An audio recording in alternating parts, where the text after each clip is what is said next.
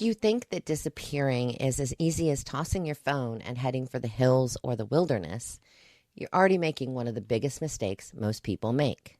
And if you didn't know that the way you treat your online presence today could be the reason you get found out in a collapse tomorrow, then you need to watch this entire video.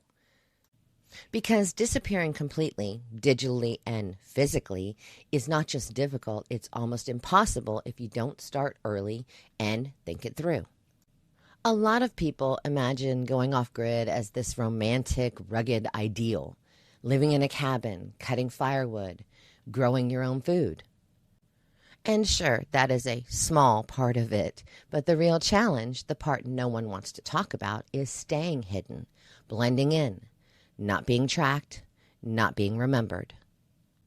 It's about becoming forgettable on purpose, which completely goes against everything we're taught in modern society.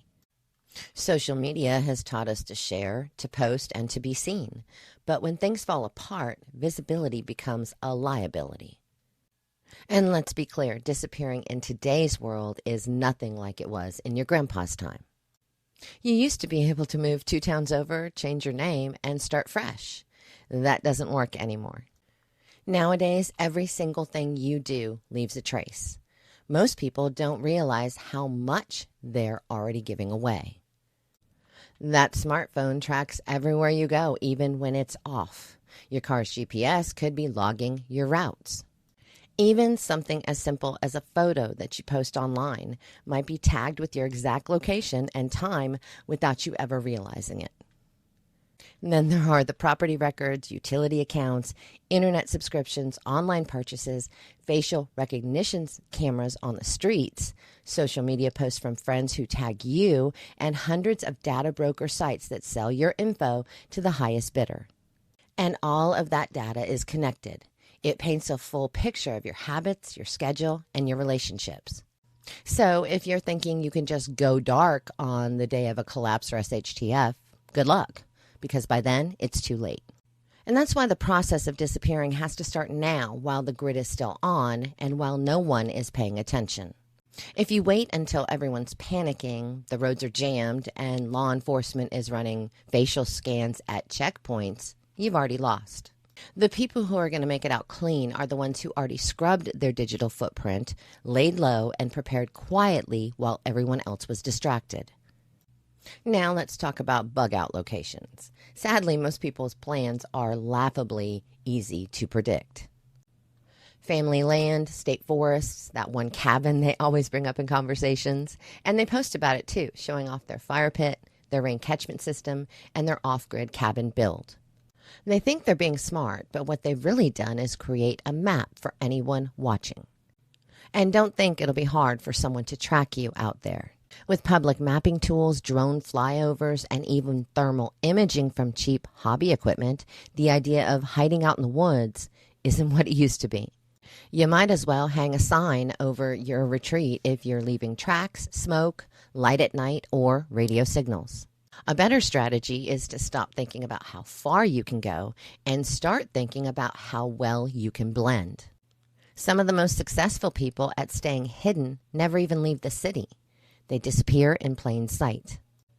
They live in abandoned or overlooked buildings, they change their routines constantly, and they dress and act like someone no one would remember 10 minutes after seeing them. And that is the part that most people can't handle. Disappearing well requires letting go of ego. No flashy gear, no tactical vest, no lifted 4x4 that screams, "I'm prepared." You've got to look average, maybe a little down on your luck. Someone who doesn't get second glances. Because in a world where people are looking for signs of resources, the ones who stay hidden are the ones who don't stand out. And the same applies digitally. If you really want to be able to vanish, you've got to start cutting the threads that tie you to the grid. Use a VPN, encrypt your communications, ditch anything or turn it off with GPS or Bluetooth, get off cloud services, avoid facial recognition. But also stop feeding the machine.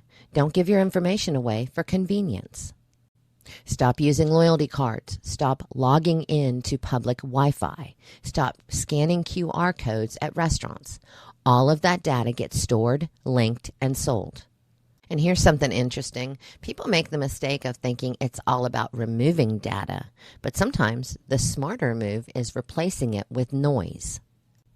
Creating digital smokescreens, fake identities, burn accounts, conflicting data that sends people down the wrong trail. If someone tries to trace you and they end up chasing 5 different versions of you, they'll never figure out which one is real. And even if you have managed to scrub your tracks or hide them and pick a solid hideout, it doesn't mean you're safe. The real threat is often people. That neighbor that saw you packing up at 2 a.m., the friend who remembers your plan B, and that family member who runs their mouth when things get tense or they get drunk. People talk. People betray even accidentally.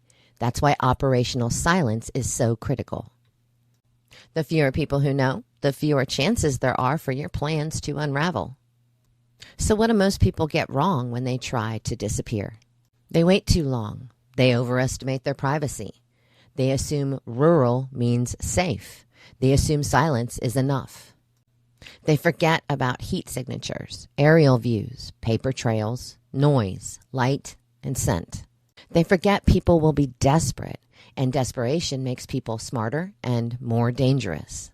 They romanticize disappearing instead of understanding the discipline it takes to do it right. Disappearing isn't just about gear. It's not about being alone. It's not even about having a perfect plan.